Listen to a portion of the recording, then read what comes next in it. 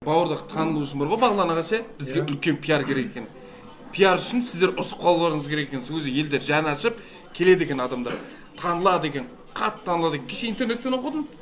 Ой, ұрысты да ойластырып қойдым мен. Өткенде сіз Бағлан ағаның кітабынан тауған қате бар ғой. Вот соны айтасыздар да екеуіңіз ұрысып қаласыздар болды. Қойш? Иә? Не қате?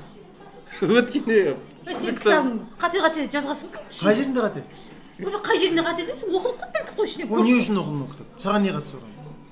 Ойбай қызықпа деймін енді кітапты. Оқу үшін жазған жоқсың ба? Оқыдық қой. Айналайын мен оны ойнайтындарға жаздым ғой. Сен ойнап жүрсің міне.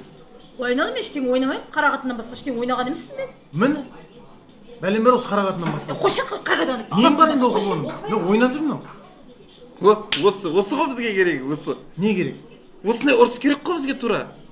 Қойшы мына шынымен ренжіп кетті ғой анау. Бағлан аға қоя беріңіз. Зато кітабыңызды Бауырдақтан берші маған.